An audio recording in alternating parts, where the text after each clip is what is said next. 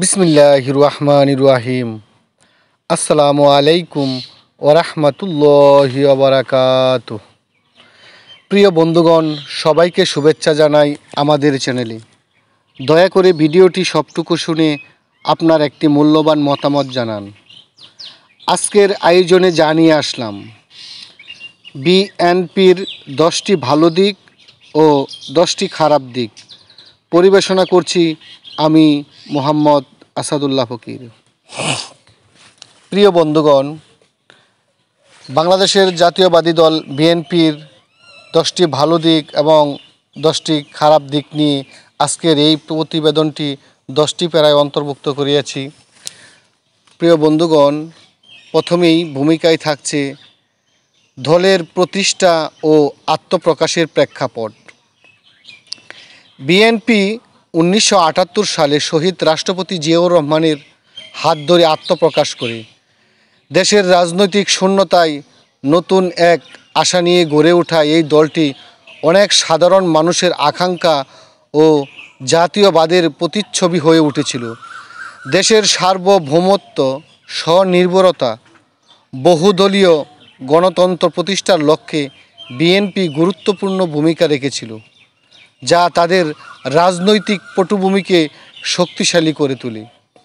বিএনপির জনপ্রিয়তা এবং বিএনপির মানুষের কাছে গ্রহণযোগ্যতা কতটুকু এবং বিএনপির কিছু বিচ্ছিন্ন কার্যকলাপ এবং বিএনপি বাংলাদেশের জন্য কী অবদান আজকে আলোচনা করা হবে এই ভিডিওতে।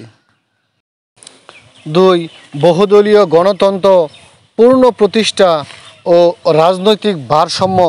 একদলীয় বাকশাল ব্যবস্থা ভেঙে দিয়ে বিএনপি বহুদলীয় গণতন্ত্র ফিরিয়ে আনে। 1980-এর দশকে এই অবস্থান দেশের রাজনীতিতে ভারসাম্য ফিরিয়ে আনে। তারা কিছু রাষ্ট্র ক্ষমতায় এসে মানুষের মৌলিক অধিকার প্রতিষ্ঠায় কিছু বাস্তব পদক্ষেপ নেয়, যা জনগণের আস্থাকে অর্জন করে। 3. অর্থনীতিতে খোলামেলা নীতির প্রবর্তন। 1951 সালে বিএনপি সরকারে আসার পর বাজারমুখী অর্থনীতি চালু করে বেসরকারি খাতে বিকাশ, যোগাযোগ ব্যবস্থার উন্নয়ন, ব্যাংক খাত সংস্কার এগুলো দেশের অর্থনীতিকে গতিশীল করে তোলে। গার্মেন্টস শিল্প এবং প্রবাসী রেমিডেন্সও এই সময়ে উল্লেখযোগ্য অগ্রগতি হয়। 4. শিক্ষা ও স্বাস্থ্য খাতে কিছু উল্লেখযোগ্য পদক্ষেপ। বিএনপি সরকার তার সময়ে শিক্ষা খাতে নতুন বিদ্যালয় স্থাপন, টিউশন ফি মওকুফ এবং স্বাস্থ্য ব্যবস্থায় নতুন হাসপাতাল চালু করার মতো কিছু ইতিবাচক উদ্যোগ গ্রহণ করে। তারা মহিলা শিক্ষায় উৎসাহ দিতে শুরু করে, যা সামাজিক উন্নয়নে প্রভাব ফেলে। 5. কিছু বিচ্ছিন্ন উন্নয়নমুখী পদক্ষেপের স্বীকৃতি।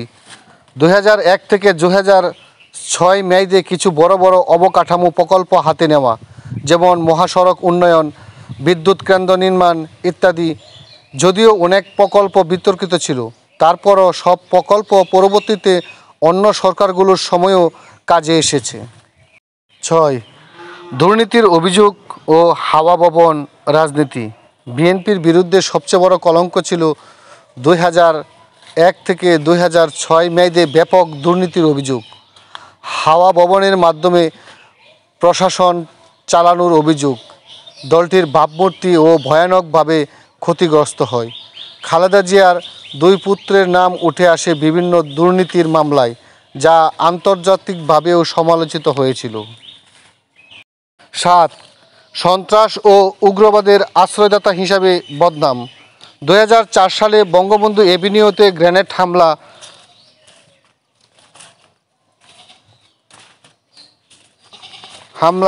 আহমেদ উদ্দিন হত্যা এবং জেএমবির উত্থানের সময় বিএনপি সরকারের নির্বিকার ভূমিকা রাখে।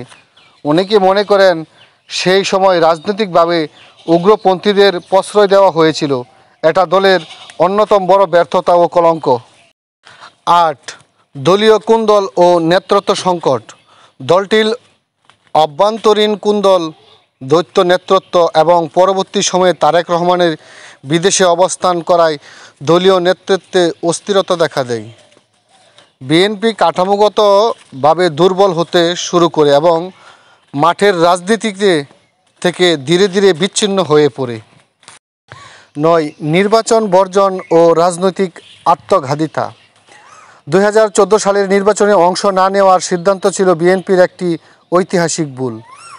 এতে দলটির রাজনৈতিক মঞ্চ থেকে কার্যত ছিটকে পড়ে এবং আওয়ামী লীগ একতরফাভাবে ক্ষমতায় আসে। জনগণের অংশগ্রহণের সুযোগ থেকেও তারা নিজেদের সরিয়ে নেয়। 10. ভিন্নমতের প্রতি অসহিংসতা ও অতীত পুনরাবৃত্তি। বিএনপির শাসনামলে সংবাদপত্রের স্বাধীনতা হুমকির মুখে পড়ে সাংবাদিক নিপীড়নের ঘটনা ঘটে। এছাড়াও বিচার ব্যবস্থায় হস্তক্ষেপ, সংখ্যালঘু নির্যাতনের অভিযোগও ওঠে। এসব ঘটনা দলটির নেতিবাচক দিকগুলো তুলে ধরে এবং পুনরায় ক্ষমতায় আসতে বড় বাধা হয়ে দাঁড়ায়। প্রিয় বন্ধুগণ, কিছু কথা না বললেই নয়। বাংলাদেশ এমন একটি গণতান্ত্রিক দেশ, যে দেশে যখন যে দল ক্ষমতায় আসে সে দল ক্ষমতার লোভে ক্ষমতার মুহে অন্ধ হয়ে যায় এবং নিজেদের পকেট গুছানোর জন্য ব্যস্ত হয়ে পড়ে। আসলেই জনসেবার নামে চলে দুর্নীতি, চাঁদাবাজি, টেন্ডারবাজি। আর ক্ষমতাসীন দলরা সবসময় চেষ্টা থাকে নিজেদের কথা, নিজেদের দাবি, নিজেদের দলীয়করণ সমস্ত কিছু নিজেদের আওতাধীন রাখা। বিচার বিভাগ, সাংবাদিকতা, মানুষের স্বাধীনতা, বাক স্বাধীনতা কোনো কিছুই থাকে না যখন যে সরকারি ক্ষমতায় আসুক। কেউ বলতে পারবে না ক্ষমতাসীন দল বিরোধী দলকে বাক স্বাধীনতা বা সর্বদলীয় স্বাধীনতা দিয়েছে। এটা আমাদের দেশে আজ পর্যন্ত আমরা জন্ম নেওয়ার পর থেকে দেখি নাই। হয়তো কোনো দেশে থাকতেও পারে, কিন্তু বাংলাদেশের এই গণতান্ত্রিক রাজনীতি যেন এক মানুষের জন্য অভিশাপ।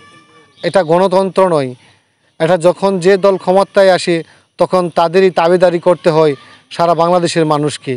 তারা যেদিকে যাবে মানুষ সেদিকেই যাবে, না হলে হামলা, মামলা, নির্যাতন, নিপীড়ন ভোগ করতে হয়।